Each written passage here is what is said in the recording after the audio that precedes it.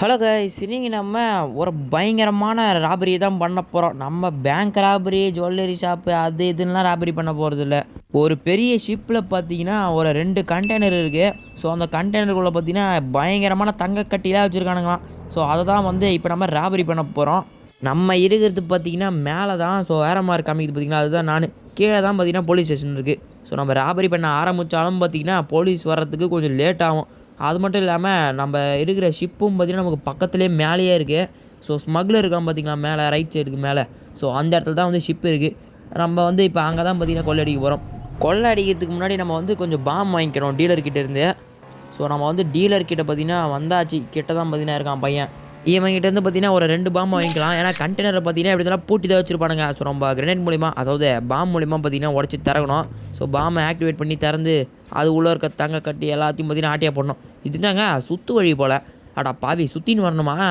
ஏன்டா நேர் ரூட்லேயே கொடுத்து தொலைங்களாண்டா. ஐயோயோ, இந்த டீலர் என்னத்த பண்ணுறதுன்னு தெரிலங்க. எடா கூடமாக மறைஞ்சு நிற்கிறேன்ற பேரில் அப்படியே நிற்கிறான் ஓப்பன்லேயே தான். ஏன்னா இது அப்படியே இன்விசிபிளாக தான் இருக்குது, அழகாக தெரியுது. ஓகே, பாம் பார்த்திங்கன்னா நம்ம 2 வாங்கிடலாம். ஸோ வாங்கியாச்சு. பாம் வாங்கினால பார்த்திங்கன்னா கேஸும் ஒன்று வந்துருச்சுங்க. இப்போ போலீஸ்காரன் நம்மளை சும்மா பிடிச்சா கூட பார்த்திங்கன்னா மாட்டுவேன். ஏன்னா நம்ம கையில் பாம் இருக்குது. 2 பேக்கெட்லேயே ஒரு பாம்பு சொருவின்னு ஒன்றுக்கிறேன். மாட்டேன்னா அவ்வளோதான், ஜெயிலில் போய் கம்பி எண்ண வேண்டியது தான். அவனுங்க வரத்துக்குள்ளே பார்த்திங்கன்னா நம்ம டக்குன்னு போயிடலாம். அடா பாவியே, நாங்கள் இதே என்ட்ரன்ஸில் போலீஸ் இருக்கான். எப்பா இருங்க, அப்படியே ரிவர்ஸில் போயிடுவான்.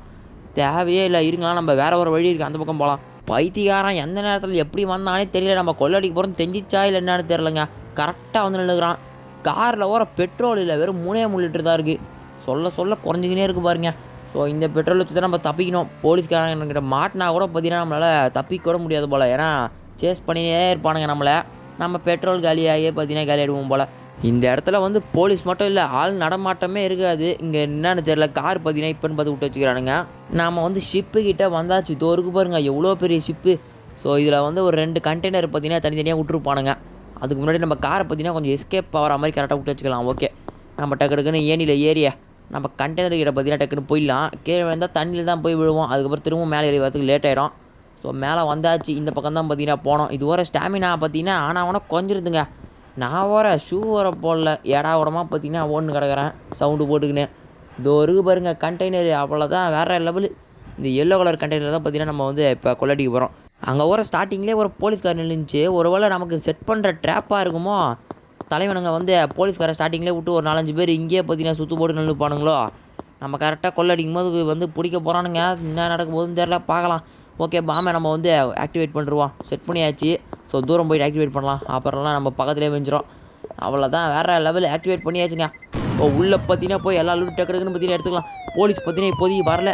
ஸோ டக்குன்னு பார்த்தீங்கன்னா நம்ம வந்து எல்லா லூட்டுமே எடுத்துக்கலாம். கரெக்டாக பாருங்க, கொள்ளடிக்க ஆரம்பிச்சதும் 3 கேஸ் ஆகிடுச்சு. 3 ஸ்டார். இப்போ நம்ம வந்து வாண்டட் லெவலில் இருக்கோம். 5 ஸ்டார் வரதுக்கு என்ன பண்ணணும்னு தெரியல. பயங்கரமாக போலீஸ்காரனே சாகடிக்கணும் போல். எப்போவுமே இந்த கேமில் 5 ஸ்டார் வந்து நான் பார்த்ததே இல்லை. 4-3 ஸ்டார் தான் பார்த்தீங்கன்னா வருமே. ஓகே, நம்ம வந்து டக்குன்னு பார்த்தீங்கன்னா 2வது கண்டெய்னருக்கு போயிடுவோம். ஃபஸ்ட்டு கண்டெய்னரே பார்த்தீங்கன்னா கொள்ளடிச்சிட்டான். இன்னுமே பார்த்தீங்கன்னா வரல அவன்.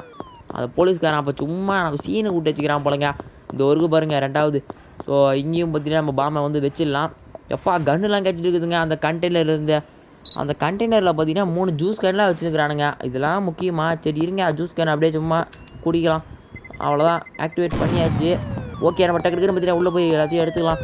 இதுதான்டா கண்டெய்னர். இங்கே பாருங்க, சும்மா 4 தங்க கட்டி.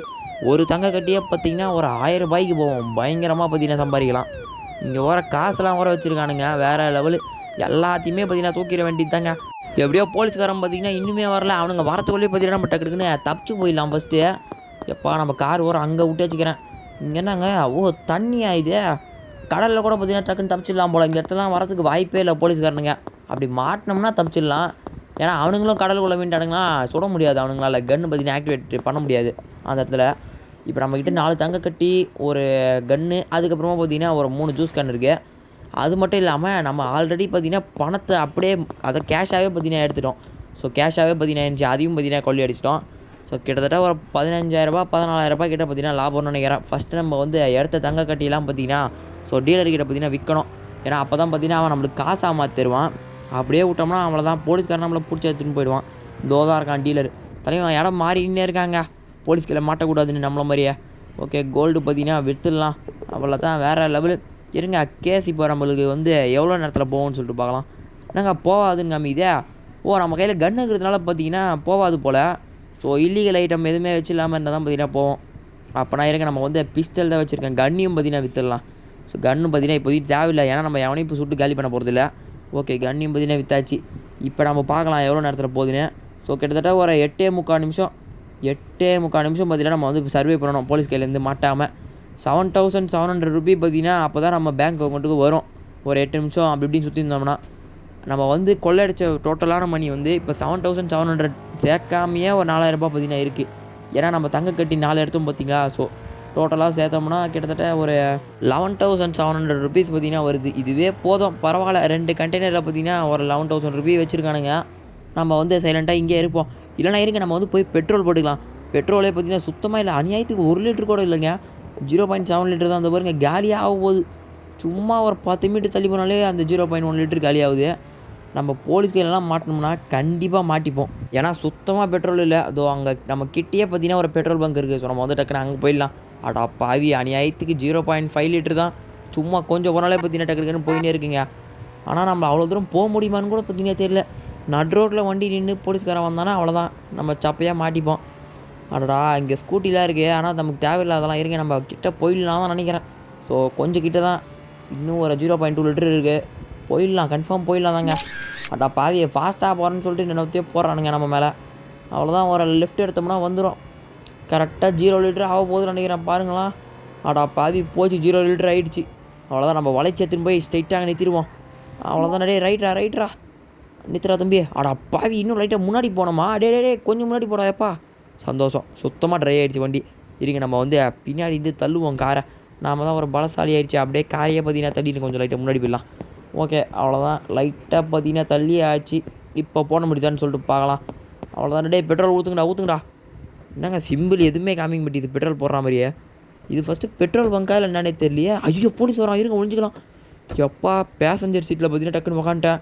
இப்போ கண்டி மாட்டினேன். அவ்வளோதான், 7,000 ரூபாய் கஷ்டப்பட்டு கொள்ள வச்சு இதெல்லாம் வீணாக போயிடும். தலைவன் கடைக்குள்ளே போய் பார்க்குறான்.